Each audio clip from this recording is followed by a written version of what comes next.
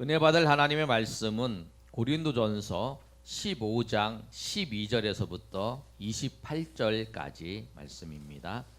고린도전서 15장 12절에서 28절까지 말씀. 우리 긴 내용이지만 우리 말씀을 교독할 때에 하나님의 은혜가 있기를 소망합니다. 12절 제가 읽습니다. 그리스도께서 죽은 자 가운데에서 다시 살아나셨다 전파되었거늘 너희 중에서 어떤 사람들은 어찌하여 죽은 자 가운데에서 부활이 없다 하느냐. 만일 죽은 자의 부활이 없으면 그리스도도 다시 살아나지 못하셨으리라. 신약성경 282면 고린도서 15장 14절 읽습니다. 그리스도께서 만일 다시 살아나지 못하셨으면 우리가 전파하는 것도 헛것이요 또 너희 믿음도 헛것이며 또 우리가 하나님의 거짓 증인으로 발견되리니 우리가 하나님이 그리스도를 다시 살리셨다고 증언하였습니다. 만일 죽은 자가 다시 살아나는 일이 없으면 하나님이 그리스도를 다시 살리지 아니하셨으리라. 만일 죽은 자가 다시 살아나는 일이 없으면 그리스도도 다시 살아나신 일이 없었을 터이요.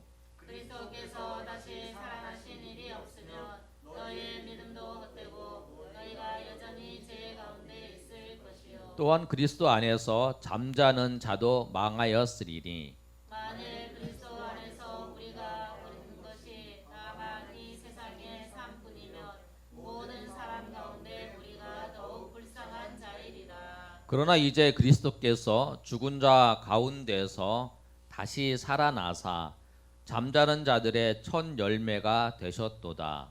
사방이 한 사람으로 말미암았으니 죽은 자의 부활도 한 사람으로 말미암는도다. 아담 안에서 모든 사람이 죽은 것 같이 그리스도 안에서 모든 사람이 삶을 얻으리라. 그러나 각각 자기 자의대로 되리니 먼저는 첫 열매인 그리스도요 다음에는 그가 강림하실 때에 그리스도에게 속한 자요 그 후에는 마지막이니 그가 모든 통치와 모든 권세와 능력을 멸하시고 나라를 아버지 하나님께 바칠 때라. 그가 모든 원수를 그 발 아래에 둘 때까지 반드시 왕노릇 하시리니 맨 나중에 멸망받을 원수는 사망이니라. 만물을 그의 발 아래에 두셨다 하셨으니 만물을 아래에 둔다 말씀하실 때 만물을 그의 아래에 두시니까 그 중에 들지 아니한 것이 분명하도다. 28절 우리 다 같이 읽습니다. 만물을 그에게 복종하게 하실 때에는 아들 자신도 그때의 만물을 자기에게 복종하게 하신 이에게 복종하게 되리니 이는 하나님이 만유의 주로서 만유 안에 계시심이라. 아멘. 오늘은 부활절입니다. 예수님께서 죽음을 이기시고 부활하신 날, 그날을 기념해서 우리가 하나님 앞에 예배하는 날이에요. 사실 개혁주의 성경에 보면 우리가 주일날을 지키는 이유가 예수님께서 부활하신 날이에요. 안식 후 첫날 예수님께서 부활하셨기 때문에 우리가 주일은 부활하신 날, 그날을 기념해서 지키는 거예요. 안식일 토요일 날 구약에는 지켰지만 이제 신약에 와서 예수님의 제자들이 예수님이 부활하신 날 안식 후 첫날에 모여서 하나님 앞에 예배하는 거예요. 그래서 우리가 구약처럼 구약의 성도들처럼 안식일 날 토요일 날 예배하는 것이 아니라 주일 날 와서 하나님 앞에 예배하는 거예요. 그런데 특별히 교회는 1년에 한 번 예수님이 부활하신 날을 정해서 부활절을 지켜요. 그래서 오늘이 부활절입니다. 부활하셨다는 건 뭐냐면 예수님께서 부활하셨다라는 거예요. 오늘 이 말씀을 통해서 예수님이 부활하셨고 그 부활하셨던 것이 사실이고 또 부활하신 그 예수님이 나에게 지금 우리를 현대를 살아가는 나에게 예수님의 부활이 나와 어떤 관련이 있고 나에게 어떤 영향을 끼치는지 오늘 말씀을 통해서 우리가 알고 그 부활의 기쁨과 감격이 여러분 삶 가운데 충만히 임하시기를 예수님의 이름으로 축원합니다. 아멘. 부활은 뭐냐면, 부활은 예수님께서 죽으셨다가 육체로 부활하셨다라고 하는 거예요. 그 사실을 말씀하는 거예요. 초대교회의 이단들이 예수님은 영으로만 부활했다, 지금도 예수님이 영으로만 부활했다, 이렇게 이야기하는 사람들 있어요. 그런데 아니에요. 예수님께서는 육체로 죽으셨던 예수님께서 육체로 부활하셨다는 것입니다. 예수님이 정말로 부활하셨는가? 바울 사도는 이렇게 대답합니다. 예수님은 진실로 부활했습니다. 예수님 정말로 부활했습니다 라고 고백하고 있어요.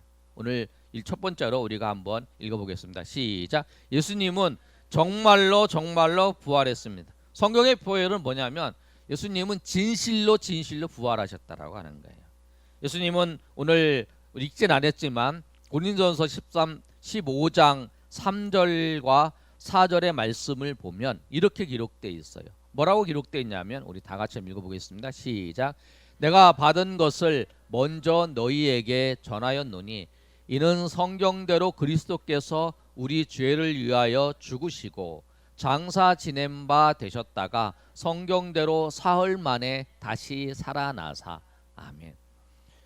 바울 사도가 성경을 통해서 예수님께서 죽으시고 부활하셨다라고 하는 사실을 말씀하고 있어요. 그런데 무엇을 말씀하고 있냐면 예수님께서 3절에 있는 말씀처럼 성경대로 예수님께서 우리 죄를 위해서 죽으셨다라고 하는 거예요. 성경대로. 이사야 53장의 말씀을 보면 그가 찔림은 우리 허물 때문이요, 그런 말씀이 있잖아요. 그가 고통을 받고 그가 채찍에 맞음으로 우리가 나았다. 그가 우리 죄를 위해서 그 고통당하시고 어린 양이 되셔서 그 십자가 위에서 죽을 것을 이사야 선지자를 통해서 말씀하셨어요. 그런데 그 말씀대로 예수님께서 죽으셨어요. 십자가에서 죽으셨어요. 그리고 예수님께서 성경대로 사흘 만에 다시 살아나셨어요. 3일 만이잖아요. 사흘이. 우리나라는 나흘이 이제 4일이니까 3일 만에 금요일 날 죽으시고 주일날 금토 주일날 예수님께서 살아나셨어요. 예수님께서 다시 살아나실 것을 성경대로 말씀하고 있는데 시편, 구약 성경인 시편 16편 10절의 말씀을 보면 예수님이 부활하실 것에 대해서 미리 구약 성경은 말씀하고 있어요. 시편 16편 10절을 보면 이렇게 기록되어 있습니다. 우리 한번 읽어볼까요? 시작. 이는 주께서 내 영혼을 스울에 버리지 아니하시며 주의 거룩한 자를. 아멘. 예수님께서 죽으셨다가 부활하실 것에 대해서 구약 성경은 말씀하고 시편은 그 말씀대로 예수님께서 죽으시고 예수님께서 부활하셨다는 거예요. 여러분 찾지는 않았지만 제가 읽어드리면 이사야 52장 13절에도 지극히 존귀하게 할 것이다. 예수님이 죽으시고 부활하셔서 하늘로 돌아가시는 것, 하늘로 이제 올라가시는 것을 말씀하고 있어요. 이사야 53장 12절에도 그렇게 말씀하고 있어요. 그래서 구약 성경에 예수님이 죽으시고 부활하실 것에 대해서, 예수님이 부활하실 것에 대해서 계속적으로 말씀하고 있어요. 그리고 이 구약 성경에 보면 예수님께서 죽으시고 부활하실 것에 대해서 말씀하고 있는 여러 가지 장면이 있는데 창세기 22장에 아브라함이 이삭을 바치는 사건을 보더라도 그 아브라함이 하나님께서 이삭을 살려주실 것을, 죽이시지만 살려주실 것을 믿었다고 히브리서는 말씀하고 있잖아요. 또 출애굽기 12장에도 그 어린 양의 피로 그 우리의 죄를 대속해 줄 것을 말씀한 뿐만 아니라 요나서 2장의 말씀을 보면 그 요나가 물고기 뱃속으로 들어갔다가 살아나오는 장면이 있어요. 그 장면을 통해서도 예수님께서 죽으시고 부활하실 것을 예표적으로, 상징적으로 보여주는 사건이에요. 다 구약의 사건들. 그런데 그 구약의 말씀뿐만 아니라 예수님께서 사역을 하실 때에도 내가 죽고 부활할 거다라고 하는 것, 내가 다시 살아날 거다라고 하는 말씀을 지속적으로 예수님이 말씀하셨어요. 예수님께서 베드로가 신앙 고백을 한 내용이 있습니다. 마태복음 16장 21절에 보면 이 베드로가 주는 그리스도시요 살아계신 하나님의 아들이시라고 고백을 했을 때에 예수님께서 이 베드로에게 하신 말씀이 이제 베드로와 제자들에게 하신 말씀이에요. 우리 다 같이 한번 읽어보겠습니다. 시작. 이때로부터 예수 그리스도께서 자기가 예루살렘에 올라가 장로들과 대제사장과 서기관들에게 많은 고난을 받고 죽임을 당하고 제3일 만에 살아나야 할 것을 제자들에게 비로소 나타내시니. 그러니까 예수님이 누구신지를 이 제자들이 이제 고백을 했어요. 예수님은 당신은 그리스도시고 당신은 하나님의 아들이십니다라고 고백을 하니까 예수님께서 내가 죽고 내가 고난을 당할 것이다라고 얘기를 한 거예요. 근데 예수님이 죽임 당한다라고 하는 그 말씀을 하실 때 꼭 같이 무엇을 말씀하셨냐면 다시 살아나실 것을 말씀하셨어요. 우리 기독교 신앙의 핵심은 뭐냐면 예수님의 죽음, 십자가와 부활이 하나예요. 따로따로 놀 수가 없어요. 십자가만 생각할 수도 없고 부활만 생각할 수도 없고 이 십자가와 부활은 하나라는 거예요. 이게 하나가 이게 다 연결되어 있는 거예요. 그 십자가와 부활, 예수님께서 계속적으로 말씀해요. 변화산에서 있을 때도 예수님께서 죽으시고 부활하실 것에서 말씀하고 있어요. 마태복음 17장 9절의 말씀을 보면 이렇게 기록되어 있습니다. 다 같이 읽겠습니다. 시작. 그들이 산에서 내려올 때에 예수께서 명하여 이르시되 인자가 죽은 자 가운데서 살아나기 전에는 본 것을 아무에게도 이르지 말라 하신. 예수님께서 죽은 자 가운데 살아나는, 예수님 죽으시고 부활하실 것을 계속적으로 말씀하세요. 그 다음에 이제 변화산이 내려와서 갈릴리에서도 예수님께서 제자들에게 말씀하세요. 17장 22절의 말씀에도 그렇게 말씀하시는데 뭐라고 말씀하시냐면 22절 한번 읽어보겠습니다. 시작. 갈릴리에 모일 때에 예수께서 제자들에게 이르시되 인자가 장차 사람들의 손에 넘겨져 23절까지 읽으면 넘겨져 죽임을 당하고 제3일에 살아나리라 이렇게 말씀하셨어요. 예수님께서 십자가의 죽음과 부활에 계속적으로 말씀하시는 거예요. 예수님께서 예루살렘에 올라가실 때에도 예수님께서 20장 19절에 이렇게 말씀하고 있어요. 뭐라고 말씀하고 있냐면 20장 19절에 보면 이방인들에게 넘겨주어 그를 조롱하며 채찍질하며 십자가에 못 박게 할 것이나 제3일에 살아나리라. 예수님께서 제3일에 살아나리라 그렇게 말씀하셨어요.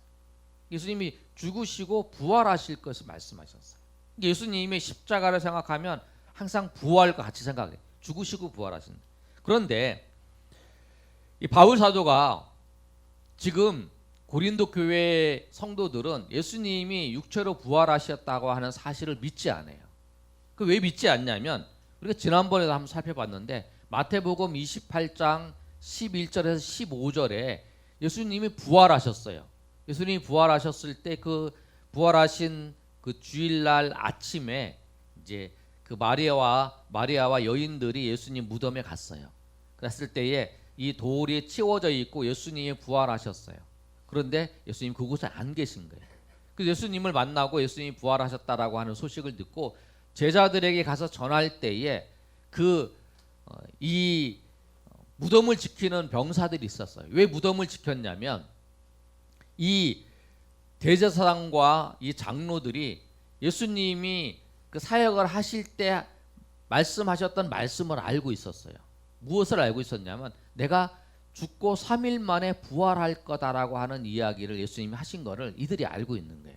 그래서 이들이 어떻게 했냐면 예수님이 죽고 난 다음에 더 문제가 생길 것이다. 왜? 이 제자들이 예수님이 시체를 훔쳐가서 예수님이 부활할 거다, 부활했다라고 얘기를 할 거다. 그렇기 때문에 그 빌라도한테 얘기를 해서 예수님의 무덤을 지키게 한 거예요. 예수님의 무덤을 지켜서 제자들이 이 예수님의 시체를 훔쳐가지 못하도록. 그래서 그 제자들이 예수님의 그 무덤에 가서 훔쳐오지 못하도록 이 병사들이 예수님의 무덤을 지킨 거예요. 원래 지키지 않는데 훔쳐갈까봐, 그리고 부활했다고 할까봐 그렇게 지킨 거예요. 그런데 예수님이 정말 부활하신 거예요. 예수님이 다시 살아나신 거예요. 그래서 이 제자들이 이제 그 제자들에게 그 여인들이 가서 전할 때에 이 병사들이 이 제사장한테 가서 얘기를 해주는 거예요. 예수님이 정말 부활하셨다라고 얘기를 하는 거예요. 그 장면이 이제 마태복음 28장 11절부터 15절까지 나와요. 보시면 11절에 뭐라고 그러냐면 여자들이 갈 때, 여자들이 뭐냐면 그 제자들에게 그 예수님이 부활하셨다고 하는 것을 알리러 갈 때에 경비병 중에서도 이제 성으로 들어가는 거예요. 그 장면인데 한번 읽어보겠습니다. 11절 시작. 여자들이 갈 때 경비병 중 몇이 성에 들어가 모든 된 일을 대제사장에게 알리니 12절.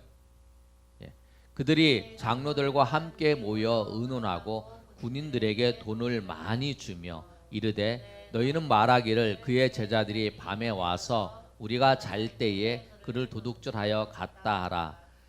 만일 이 말이 총독에게 들리면 우리가 권하여 너희로 근심하지 않게 하리라 하니 군인들이 돈을 받고 가르친 대로 하여 이 말이 오늘날까지 유대인 가운데 두루 퍼지니라.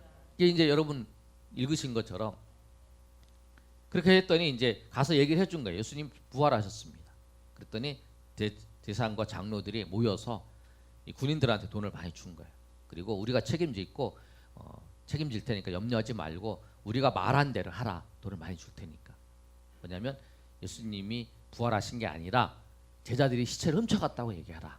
그래서 그 이야기가 그 유대의 15절에 보여주세요. 15절에 보시면 군인들이 돈을 받고 가르친 대로 이 말이 오늘날까지만 그 마태가 기록한 그날까지 유대에 퍼진 거라. 그래서 예수님이 부활하신 게 아니라 제자들이 예수님을 훔쳐갔다라고 그렇게 말하는 거예요. 그런데 바울 사도가 이제 고린도 교회 성도들에게 아니다. 예수님이 부활하셨다라고 하는 거. 성경대로 부활하셨다라고 말씀해요. 부활은 역사적인 사실이에요. 아무리 감추려고 해도 감춰줄 수가 없는 역사적인 사실이라는 거예요. 우리가 그런 생각할 수 있어요. 어떤 사람은 야, 예수님 정말 부활하시지 않으셔도 우리가 부활의 신앙을 가지고 있으면 됐지 않냐? 아니에요. 예수님은 우리의 신앙은 어디에 근거해야 되냐면 분명한 사실에 근거해야 돼요. 분명한 사실. 예수님이 분명히 부활하셨어요. 그리고 그래서 우리는 그 예수님이 부활하신 그 사실을 믿는 거예요. 그리고 예수님 말씀처럼 우리가 그 부활의 소망을 갖고 살아가게 되는 거예요. 우리가 하나님을 믿는 이유가 무엇입니까? 우리 마음의 평안을 얻기 위해서 하나님 계시든 안 되든 상관없이 우리가 종교를 가지면 마음이 편하기 때문에 아니에요. 하나님이 계시기 때문에 우리는 하나님을 믿는 거예요. 하나님을 계시기 때문에 우리는 하나님 믿는 거고 예수님이 부활하셨기 때문에 우리는 예수님이 부활하셨다는 부활의 신앙, 부활의 사실을 믿을 뿐만 아니라 부활의 신앙을 갖고 살고 있는 거예요. 그리고 우리가 믿는 것은 뭐냐면 분명하게 있는, 분명히 존재하는 예수님을, 존재하는 부활을 그걸 믿고 우리가 나아가는 거라는 거예요. 여러분 이 시대도 정말 진리를 왜곡하는 많은 것들이 있잖아요. 그러나 사실과 진리는 변함이 없다는 거예요. 그 사실을 알고 예수님이 첫 번째 사실, 예수님은 정말로 부활하셨다라는 거예요. 육체로 예수님은 부활하셨다는 사실을 믿고 그 다음에 그 부활의 신앙을 가지시는 여러분이 되시기를 예수님의 이름으로 축원합니다. 아멘. 그러면 예수님의 부활이 나와 어떤 관계가 있는가? 그게 중요하잖아요. 예수님 부활하셨어. 그래. 봄 되면 예수님 부활하셨지. 그래, 예수님은 하나님이시니까 부활하셨지. 그런데 그 부활이 무엇이냐면 오늘 부활이 없다라고 하는 그 가정을 통해서 바울 사도가 그 말씀하고 있는 건 뭐냐면 부활이 없으면 14절의 말씀을 보면 부활이 없으면 우리의 믿음이 헛것이라고 말씀하고 있어요. 부활은 뭐냐면 예수님의 부활은 두 번째로 우리의 죄 사함 받은 것을 확정하는 거예요. 우리 다 한번 읽어보겠습니다. 시작. 예수님의 부활은 내 죄 사함의 확정입니다.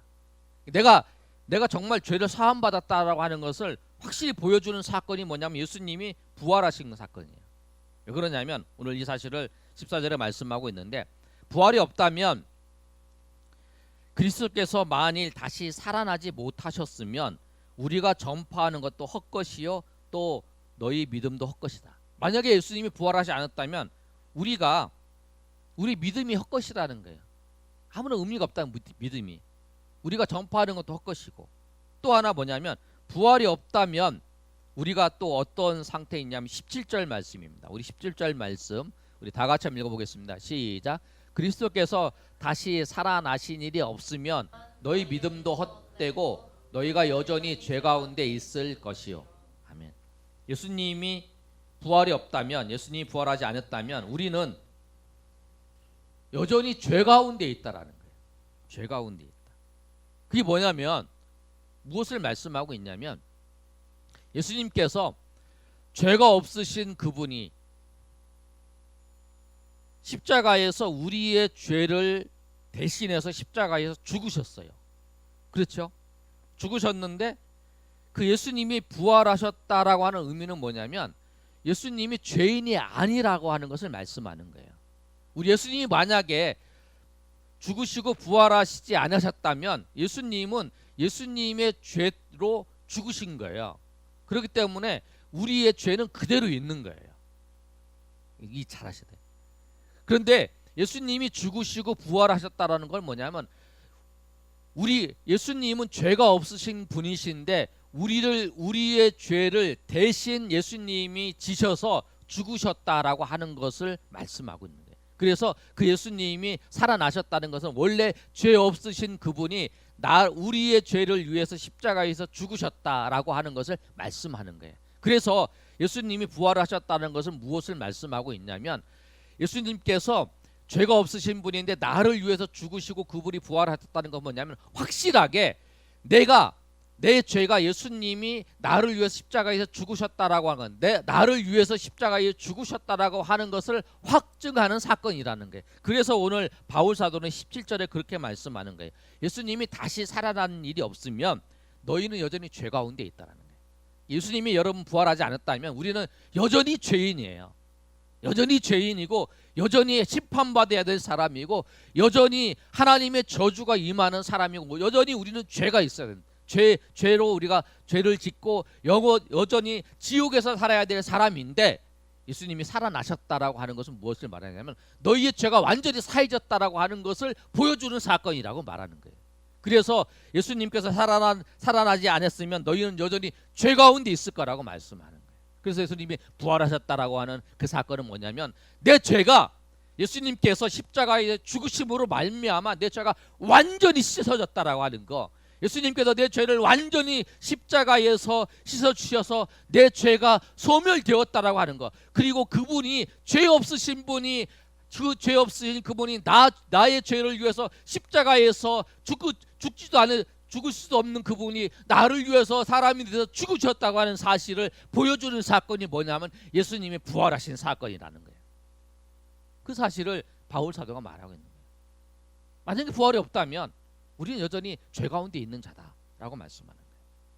그리고 바울 사도는 또 오늘 여러분이 12절부터 말씀을 쭉 보시면 28절 그 다음에 쭉 보시면 바울 사도가 만일 이렇게 얘기하고 있어요. 그건 뭐냐면 만일이라고 얘기하는 거는 만약 그렇다면 그렇지 않다. 그래서 그걸 얘기하는 건 뭐냐면 만일이라고 얘기하면서 그런 일이 일어날 수 없다. 그게 아니다라고 말씀하고 있는 거예요. 그러면서 뭐라고 말씀하냐면 19절에 만일 부활이 없으면 이 세상에서 가장 우리가 불쌍한 사람이다라고 말씀해요.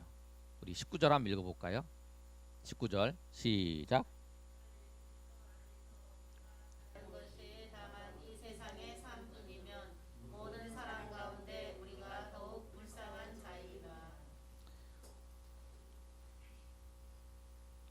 예수님께서 부활하지 않으셨다면 그리고 부활이 없고 그냥 이 세상으로 완전히 끝나는 거라고 하면 우리가 이 세상에서 가장 불쌍한 사람이라는 거예요.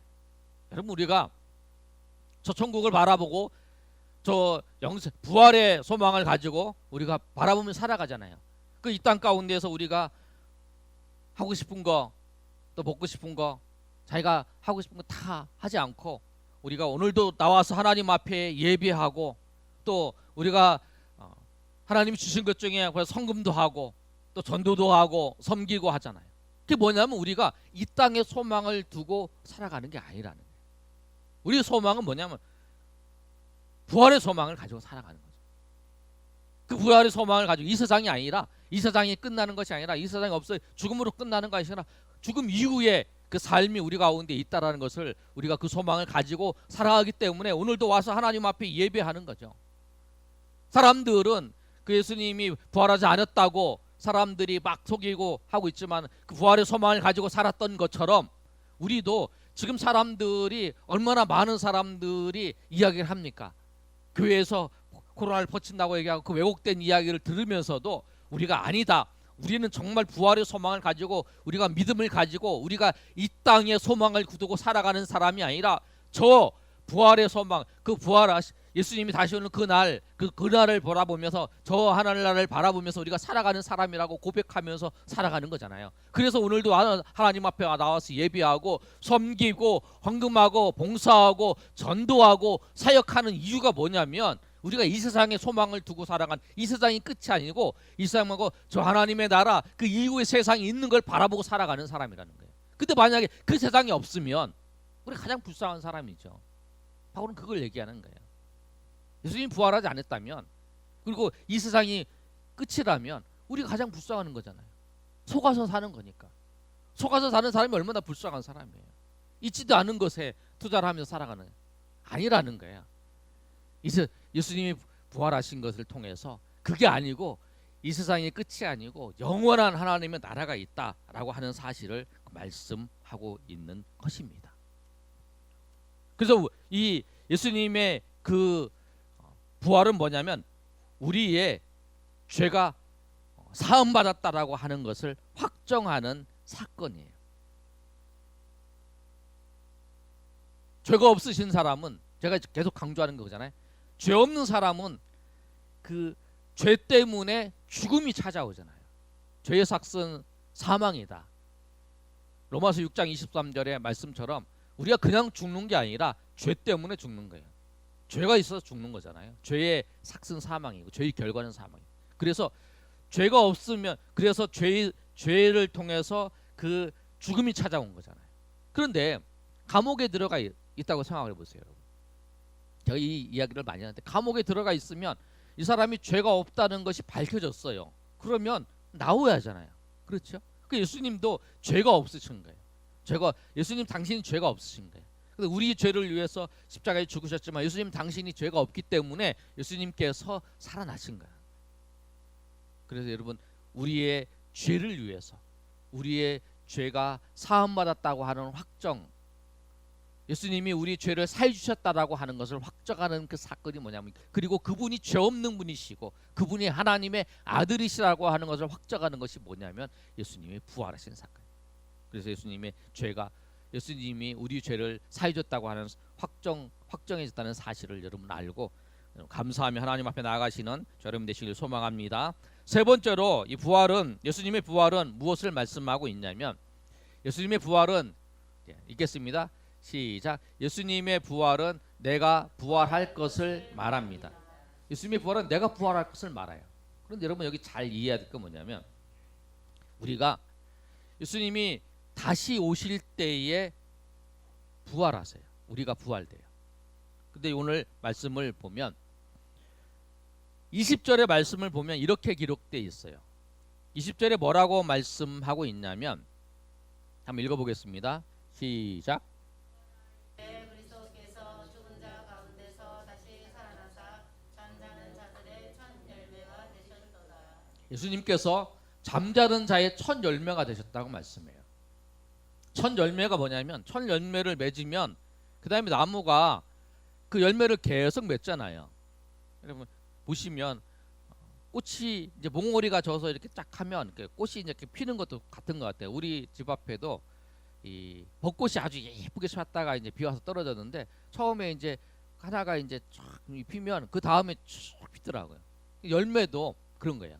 열매도 하나가 맺으면 열매가 쫙 맺는 거예요. 예수님께서 잠자는 자들의 첫 열매가 되셨다라고 하는 건 뭐냐면 예수님께서 첫 열매가 되셨고 또 예수님처럼 우리도 부활할 것을 말씀하는 거예요. 잠자는 자라고 하는 이 표현은 이 성경 그 바울 사도가 표현하는 잠자는 자라고 하는 표현은 이 죽음을 표현할 때 잠자는 자라고 표현하고 있어요. 잠자는 자의 첫 열매가 되셨다. 죽은 자 가운데 다시 살아나사 잠자는 자의 첫 열매가 되셨더라 그렇게 말씀해요. 그런데 우리 보시면 그 사도의 그 데살로니가전서 4장 16절과 17절의 말씀을 보면 뭐라고 말씀하고 있냐면 예수님께서 다시 재림하실 때에 예수님이 다시 재림하시잖아요. 그때에 죽은 자들이 살아날 것을 말씀하고 있어요. 데살로니가전서 4장 16절 한번 보면 한번 읽어볼까요? 시작. 주께서 호령과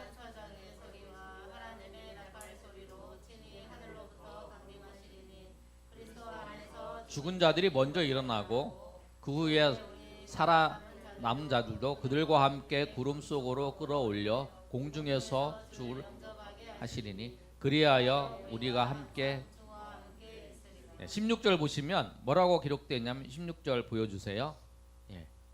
16절 보시면 주께서 호령과 천사장의 소리와 하나님의 나팔 소리, 그러니까 재림할 때 나팔 소리죠. 그때 이제 하나님께서 예수님께서 이제 강림하시고 그리스도 안에 죽은 자들이 먼저 일어난다 그랬어요. 죽은 자들이 먼저 일어나고 그래서 이제 그 새로운 이제 그 사람들이 이제 일어나고 나머지 이제 변화되는 거죠.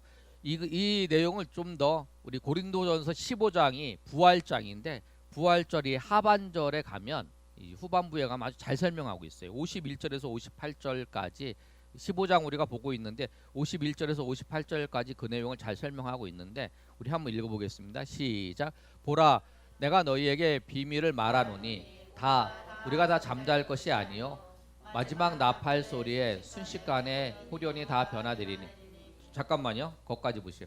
이게 뭐냐면 예수님이 재림하실 때에 우리가 다 잠잘 것이 아니라는 거예요. 우리가 다 예수님이 재림하실 때 다 죽어 있는 게 아니라는 거예요. 어떤 사람은 우리 세대에 예수님이 오시면 그리고 예수님께서 오셔서 그 나팔 소리가 들릴 때에 살아있는 사람들은 홀연히 다 변화돼요. 그 영원히 사는 그 몸으로. 그 다음에 52절에 보시면 그 다음 넘겨주세요. 52절. 그 다음에 나서 죽은 자들은 썩지 아니하실 것으로 다시 살아나고 우리도 변화되려. 죽은 자들은 다시 썩지 않을 것으로 다시 살아나는 거예요. 썩지 않을 거려면 죽지 않는 몸으로 다시 살아난다는 거예요. 다 53절을 읽겠습니다. 그래서 시작. 이 썩듯이 썩지 않을 것을 입겠고 이 죽을 것이 죽지 아니함을 입으리라. 그때 이제 되면 썩을 것이 썩지 않을 것을 입고 죽을 것이 죽지 아니함을 입는다. 그때 새로운 몸으로 신령한 몸, 그 몸을 신령한 몸입니다. 그 몸으로 변화될 때는 우리가 썩지도 않고 죽지도 않은 그런 몸으로 변화되는 거예요. 죽은 자들은 이제 새롭게 변화될 거고 산 자들은 산 상태에서 새롭게 변화된다는 거예요. 54절 읽겠습니다. 시작. 이 썩을 것이 썩지 아니함을 입고 이 죽을 것이 죽지 아니함을 입을 때에는 사망을 삼키고 이기리라 기록된 말이 이루어지리라. 그러니까 이제 그때 되면 사망이 삼키고 사망이 우리를 삼켜서 이겼다라고 하는 그 말씀이 이루어진다라고 말씀하는 거예요.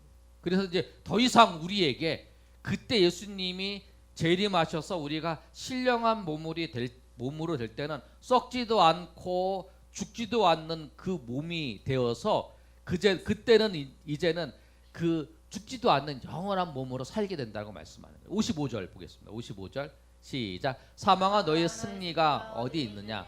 사망아 내가 쏘는 것이 어디 있느냐? 56절. 사망이 쏘는 것은 죄요 죄의 권능은 율법이라. 예. 그래서 뭐라고 하냐면 사망아 네가 우리를 삼켰는데 이제 어디 있냐? 이제 그때는 이제 죽음이 없으니까 사망이 없으니까 사망아 너 어디 있느냐? 너 권능이 다 어디 갔느냐? 이렇게 얘기를 한다는 거예요. 그때는 사망이 없고 죽음도 없다라고 하는 것을 이제 말씀하고 있는 거예요. 근데 뭐냐면 예수님이 부활하신 건 뭐냐면 내가 예수님께서 다시 오실 때 내가 죽어 있으면 죽지 않는 몸, 썩지 않는 몸으로 변하고 내가 살아 있으면 그때까지 내가 살아 있으면 예수님 다시 올 때까지 살아 있으면 죽지 않는 몸으로, 죽은 사람이면 내가 죽었으면 다시 살아나지만 내가 살아 있으면 죽지 않는 몸으로 변화돼서 썩지도 않고 죽지도 않는 그 몸으로, 사망이 없는 그 몸으로 영원히 산다라고 하는 사실을 말씀하고 있는 거예요. 그래서 예수님의 부활은 뭐냐면 고린도전서 15장 20절에 있는 말씀처럼 그리스도께서 살아나사 잠자는 자들의 첫 열매가 되셨다. 나도 예수님처럼 부활할 것을, 나도 주님처럼 부활해서 영원히 살 것이라고, 영원히 살 것이라고 하는 것의 첫 열매로서, 처음 열매로서 예수님께서 보여주셨다라고 하는 거예요. 그래서 그 부활이, 예수님이 부활하신 그 부활이, 예수님이 그렇게 부활하시고 사망을 이기신 것처럼 예수님의 능력으로 예수님의 능력, 사망 권세를 이기신 예수님의 능력으로 예수님께서 다시 오실 때에 이제는 더 이상 내가 죽는 몸과 썩어질 몸이 아니라 썩지 아니하는 몸, 죽지 않는 몸으로 영원히 살 것을, 영원히 주님과 함께 살 것을, 내가 그것을 믿는 거라는 거예요. 내가 그렇게 될 것이라고 하는 사실. 그것이 잠자는 자의 첫 열매가 되는 거예요. 예수님이 첫 열매가 되신 것처럼 그 나머지 열매가 맺는 것처럼 우리도 그렇게 될 거라고 하는 것을 이 부활, 바울 사도가 말씀하고 있는 거예요. 그 예수님의 부활은 세 가지, 여러분 정리하면 그렇습니다. 예수님의 부활은 사실이에요. 예수님이 죽으시고 육체로 부활하셨어요. 그리고 예수님은 지금 부활하신 몸을 가지고 천국에 계시잖아요. 그리고 예수님의 부활은 나의 죄를 확정하는 사건이에요. 죄 없으신 그분이 나의 죄를 위해서 죽으셨다라는 거죠. 죄 없으신 분이 죽을 수 없어요. 그런데 나의 죄, 우리의 죄를 위해서 죽으신 거죠. 그리고 그 죄가 없으시기 때문에 그분이 다시 4일 만에, 3일 만에 살아나신 거죠.